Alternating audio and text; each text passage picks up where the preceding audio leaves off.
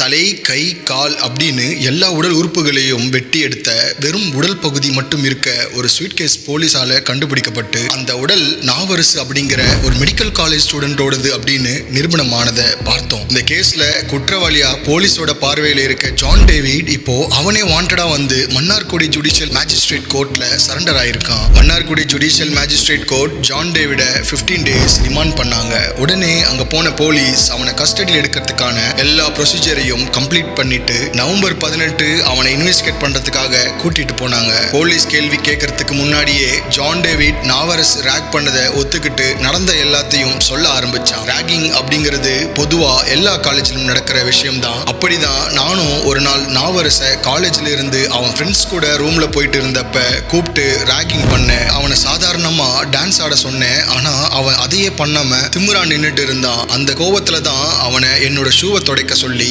கேட்டப்ப அவன் என்னையே அடிக்க வந்தான். அதனால நான் அவனை என்னோட ட்ரெஸ்ஸை துவைக்க சொல்லி என்னோட ரூமுக்குள்ள கூட்டிட்டு போனேன். அவனோட ஃப்ரெண்ட்ஸ் எல்லாரும் நான் சொன்னதை சரியா பண்ணதுனால நான் அவங்கள அங்கிருந்து அனுப்பிட்டேன். கொஞ்ச நேரத்துல நாவரசும் என்னோட ட்ரெஸ் எல்லாம் துவைச்சு முடிச்சுட்டு என் ரூம்ல இருந்து கிளம்பிட்டான். அதுக்கப்புறம் நானும் அவனை பார்க்கல அப்படின்னு வரிசையா எல்லாத்தையும் பிசிறு தட்டாம சொல்லி முடிச்சான். இவனை இப்படி சாதாரணமா உட்கார வச்சு விசாரிச்சா சரிப்பட்டு வரமாட்டான் அப்படின்னு தெரிஞ்சுக்கிட்ட போலீஸ் அவங்களோட விசாரிக்கிற விதத்தை இப்போ மாத்துனாங்க. அண்ட் ஆஃப் கோர்ஸ் அவனோட கன்ஃபெஷனும் இப்போ அப்படியே மாறிச்சு. இப்ப போலீஸ் ஜான் டேவிட் கிட்ட எதுக்காக நாவரச கொலை பண்ண அப்படின்னு கேள்வி கேட்க ஆரம்பிச்சாங்க.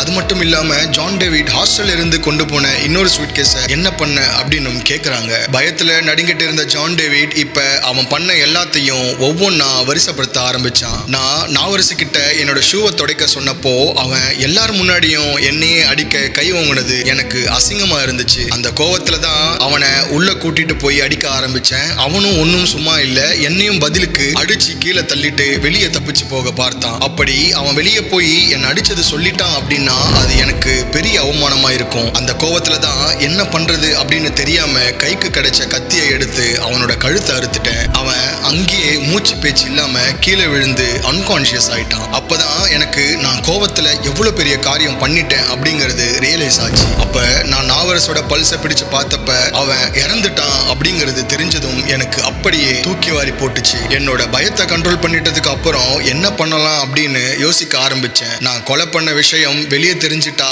என்னோட கரியரே ஸ்பாயில் ஆயிரும் அப்படின்னு எனக்கு நல்லா தெரியும். அதே மாதிரி பாடியை வெளியே கொண்டு போனா நான் நிச்சயமா மாட்டிக்குவேன். ஸோ பாடியை டிஸ்போஸ் பண்றதுக்கு எனக்கு இருந்த ஒரே வழி டிசெக்ஷன் தான். அது மட்டும் இல்லாம பாடியை பார்ட் பார்ட்டா டிசம்பிள் பண்ணி வேற வேற இடத்துல போட்டுட்டா போலீஸால கண்டுபிடிக்க முடியாது.